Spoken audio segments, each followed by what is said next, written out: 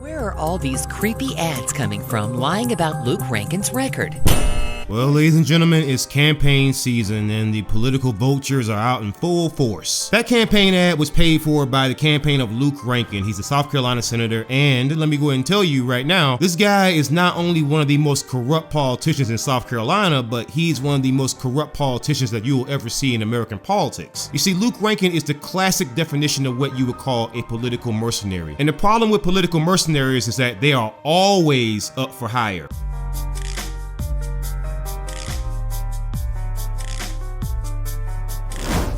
This man started off as a Southern Democrat who became a Republican. As a member of the Dixiecrat Party. And he has given us 28 years of failure, corruption, and embarrassment. Allow me to show you why this man is not trustworthy. You can't trust him as far as you can throw him. Now, earlier in South Carolina, there was a heartbeat bill, and that heartbeat bill was pro-life. Understand that he voted it down, which betrayed the views of a lot of his constituents. And just as quickly, he will vote down things that South Carolina Democrats want. So this guy can't be trusted on either side. Now, currently, Senator Rankin is running on a platform of ethics reform. I am unconvinced. Yes, a man who has been in South Carolina politics for the better part of 3 decades wants ethics reform. You must think I'm stupid. I mean, the good question is, what exactly are you reforming? Yourself? I don't know. But what I do know is this. In 2013, Senator Rankin claimed that people in his own county are not talking about ethics reform. Wait a minute. Hold up. Wait a minute.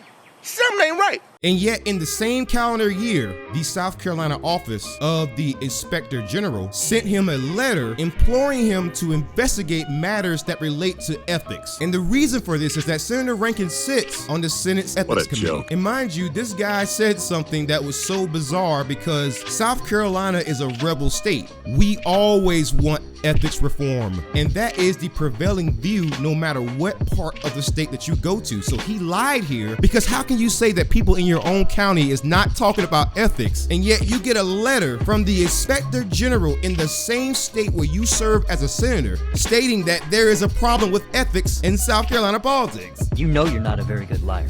And now, 7 years ago, he claimed that people in his own county were not talking about ethics reform, and yet here we are now, he's running on that very same thing that he claims people weren't talking about. So either he was lying then, or he's lying now. Thank you, Captain Obvious. And the reason why there is so much focus on ethics reform in South Carolina is because this is one of the most corrupt states in the whole entire nation. And people like Luke Rankin demonstrate why that is. I'll give you some examples. So Senator Rankin sits on both the Senate's Judiciary Committee that concerns judges in the state of South Carolina, but he also serves as the chair of the Judicial Merit Selection Committee, or JMSC. They select judges who serve on the bench in South Carolina because we are one of only 2 states where legislators pick the judges with very little input from citizens. In fact, in most cases, there is 0 input from citizens. So you may be asking, how does that concern Senator Rankin?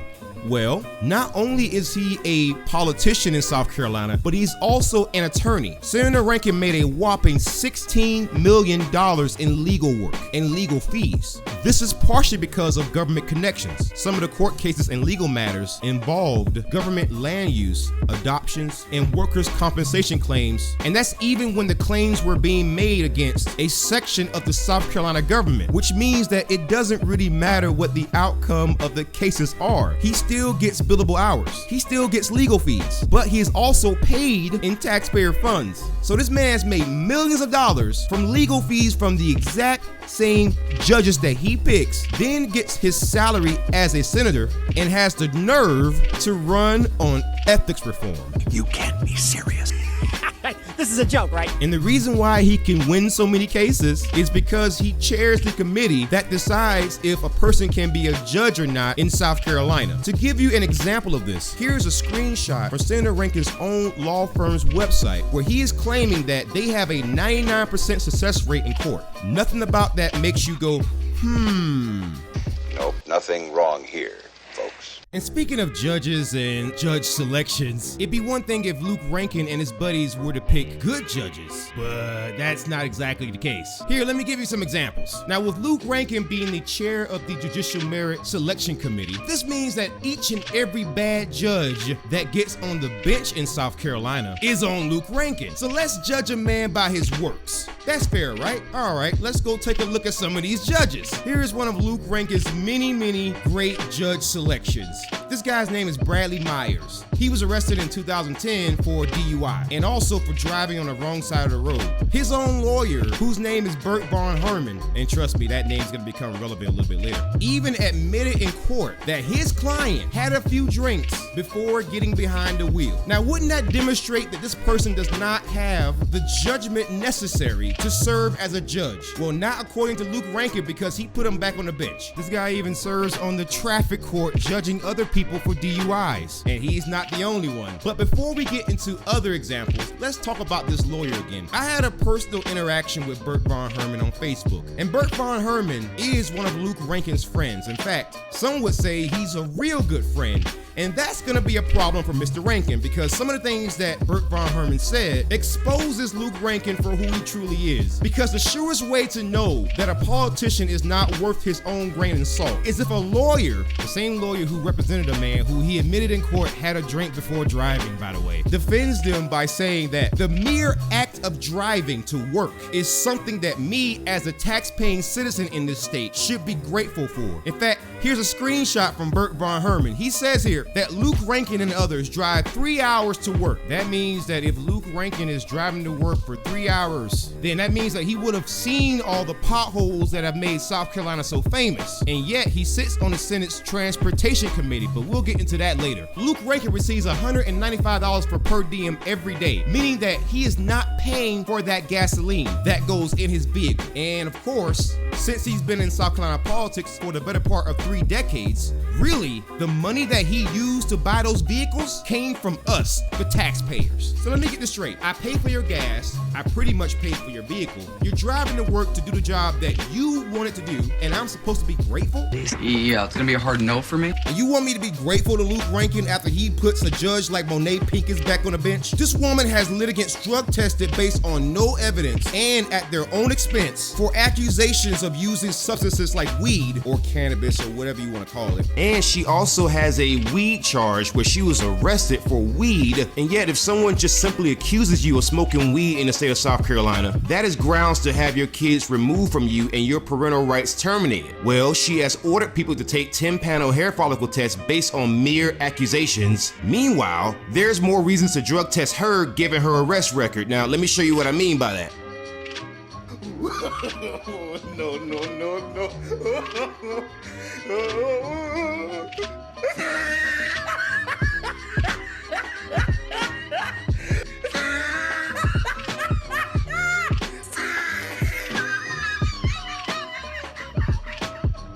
Monet. That smells like Hypocrisy. Honorable. And yet I have not seen the results of her drug test, but she has people like me drug tested, even though she set my child support at $896 a month. Plus, I have not seen my son since May 11th of last year, and I'm not the only person with an issue with her. If you were to go over to YouTube, go to the search bar and type in Nathan Ginter, you will see a live testimony from a former guardian ad litem or court-appointed attorneys for kids and a former police officer named Nathan Ginter in front of the South Carolina General Assembly. Monet Pinkins tried to screw this man. His baby mama was out on bail for felony child endangerment at the time that he showed up in court against her with Monet Pinkins presiding. And yet somehow that woman still got a favorable judgment. Honorable. And then when you look over to the Matt Youngeneer case that showed up in the papers, believe Matt Youngeneer's baby mama because she has an issue with men. And I'll show you that later. And that was shown to Luke Rankin and he still did not care.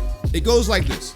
Matt Younginier and his 2 kids show up in South Carolina family court in Richland County. Monet Pincus is under the impression that Matt is alienating the children from the mother. And now, not only is that not true, even the children are saying that. But anyways, she then charges $40,000 to take Matt Younginier's kids against their will from South Carolina to Montana, which is 4 states away. And Monet Pincus's justification for doing this is that she wanted to send the kids to Montana for parental reunification therapy, which is widely considered to be snake oil therapy, and Matt Younginier wasn't even alienating the kids from the mother. The whole case was so egregious that when Matt appealed, the whole case got vacated, which is, if you know anything about legal work or anything or courts, you would know that when a case gets vacated, something went horribly wrong, because that is the ultimate judicial slap in the face for a judge, especially a lower court judge such as Pincus. So I decided to go do additional digging on Pincus, and I found this. Matt Younginier and Nathan Ginter's story doesn't make a whole lot of sense until you read this entry from Avo.com that Pincus wrote herself. She claimed that when a separation occurs between a man and a woman and a child is involved, that it is somehow the mother who suffers more. Now, my whole question is, unless Monet Pincus is a transgender person, how in the world would she know how a man feels? And that's the kind of person that Luke Rankin put on the bench.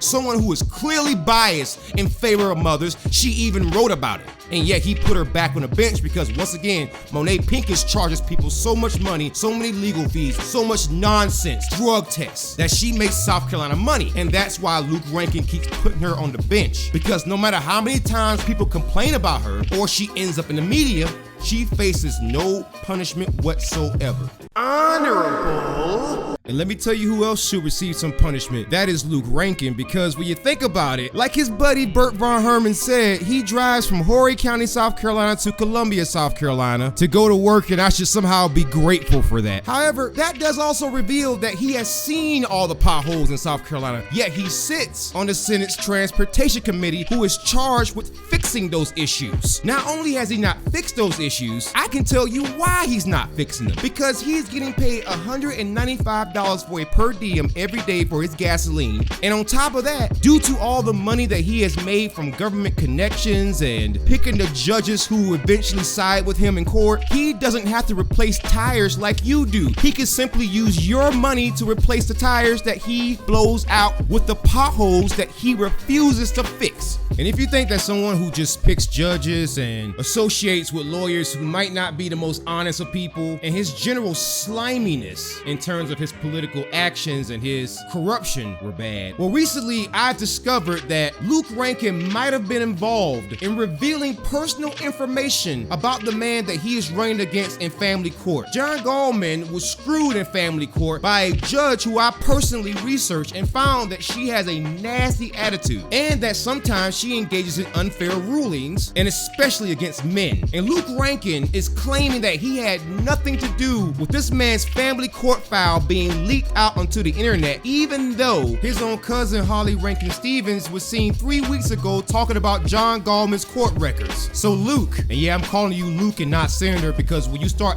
acting like a senator, I'll call you a senator. Explain to me why your own cousin is talking about John Gallman's court records weeks ago before the articles came out, and yet was bringing this up, using this against this man. Your own family was talking about it. People that you are related to, and yet you are trying to convince people that you had nothing to do with it. Stop it. Just stop it.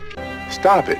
One of the people involved actually knows his wife and has been associated with his wife. John Gallman was accused of all kinds of things, which none were true. He was never arrested. He was never charged with anything. And Luke Rankin is stooping to this low level to demonize this man, when the fact is that John Gallman had to go through the exact same courts with the exact same judges that Luke Rankin picks. And I just showed you a clear example of the kinds of judges that Luke Rankin puts on the bench. For all these reasons, I think that John Gallman should not only beat Luke Rankin, but by a landslide. It's about time that this neoconservative rhino, this career politician, this multi-millionaire find himself out of a job, just like he made sure the people of Horry County were found out of a job by originally supporting the very same lockdown that shut down so many businesses. So I say that he should be unemployed too. But what do I know? I'm just a devil in the details.